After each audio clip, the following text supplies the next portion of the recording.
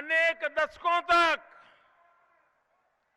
कांग्रेस का शासन देखा है। कई बार सपा की सरकारें देखी है, कई बार बीएसपी की सरकार देखी है। भाइयों बहनों, मैं आपको पूछना चाहता हूं, क्या इन लोगों ने आपके जीवन में कोई बदलाव लाया है? आपका भला किया है? उत्तर प्रदेश का भला किया है? किसानों का भला किया है? माताओं बहनों को सुरक्षा दी है?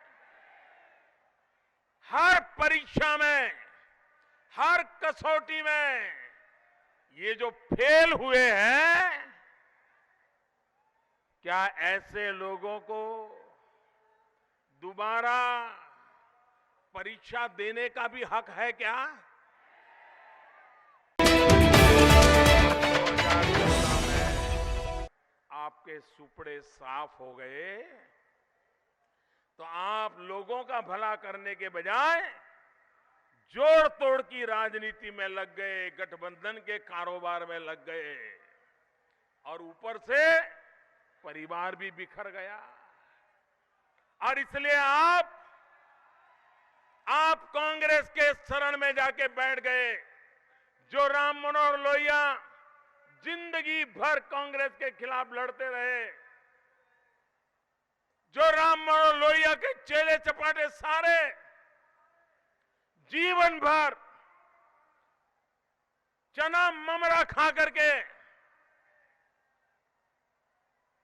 कांग्रेस के खिलाफ लड़ते रहे, आपने राम मनोहर लोहिया जी को अपमानित किया, जयप्रकाश नारायण जी को अपमानित किया। सिर्फ कुर्सी के मोह में आप कांग्रेस की गोद में जाकर के बैठ गए।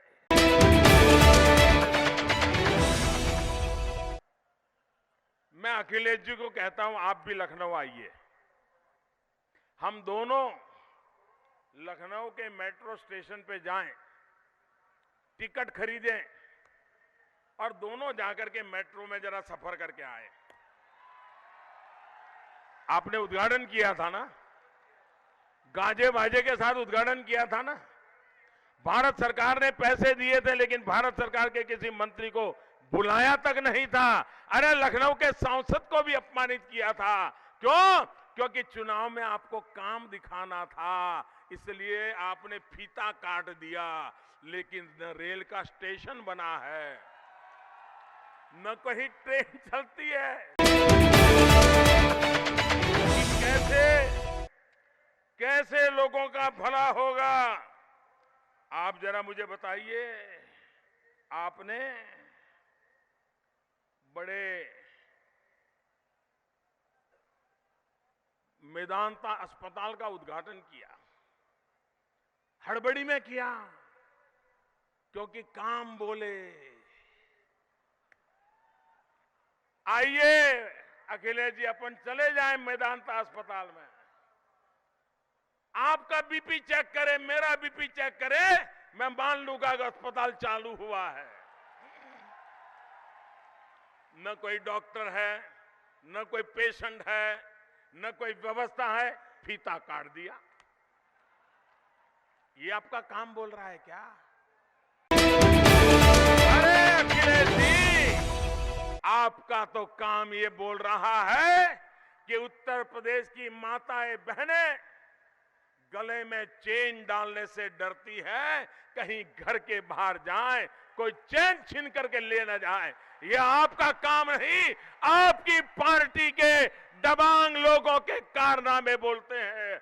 आपकी पार्टी में गुंडागिर्दी करने वालों के पाप बोलते हैं, छत पर चढ़ करके बोल रहे हैं।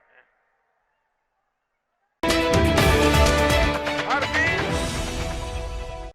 12, 15, 17 हत्याएं होती हो। हर हत्या के पीछे कहीं न कहीं राजनीति की बू आती हो।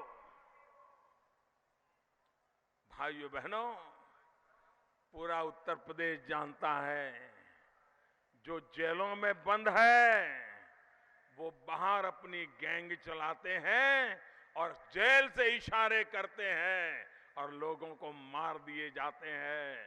भाइयों बहनों, आप मुझे बताइए, जेलों से भी गैंग चलती हो, हर दिन इतने बलात्कार होते हो, निर्दोषों की हत्याएं होती हो, अपहरण होते हो, दंगे होते हो, इसे आप अखिलेश जी का काम कहेंगे कि समाजवादियों के कारनामे कहेंगे? इन्हीं का कटोरा कहा जाने वाला ये मेरा लखीमपुर।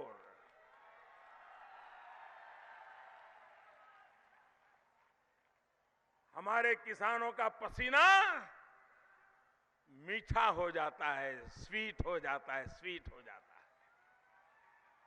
ऐसे गन्ने की ताकत है यहां। लेकिन भाइयों बहनों, गन्ना किसानों का बकाया चुकता करने में अखिलेश जी आपको कौन रोकता है? हर किसान बोलता है, गन्ने की खेती करने वाला हर किसान बोलता है कि आपने उसके हक को छीना है।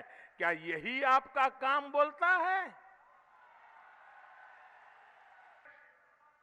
उत्तर प्रदेश भारतीय जनता पार्टी ने अपने संकल्प पत्र में आपको वादा किया है कि भारतीय जनता पार्टी की उत्तर प्रदेश में सरकार बनने के बाद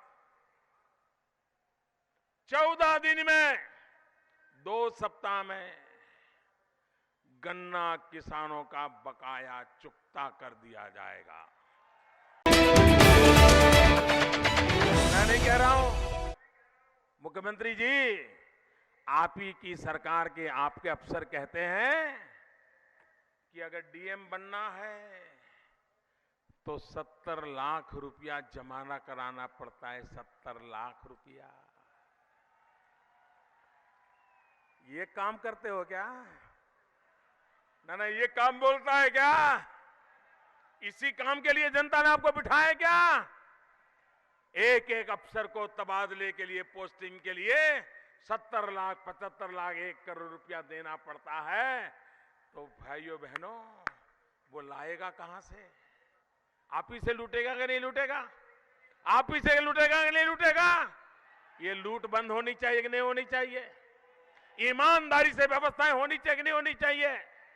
लेकिन भाइयों बहनों, जब इस आईएएस अफसर ने पब्लिकली कह दिया कि ये 70 लाख रुपया मांगते हैं, तो नौकरी तो गई, सस्पेंड कर दिया गया। उसको सस्पेंड कर दिया गया।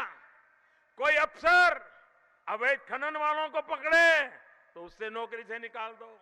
कोई अफसर कानून व्यवस्था का काम करना चाहे, उसको टेलीफोन पर धमकियां दो। यही काम करते रहे हो।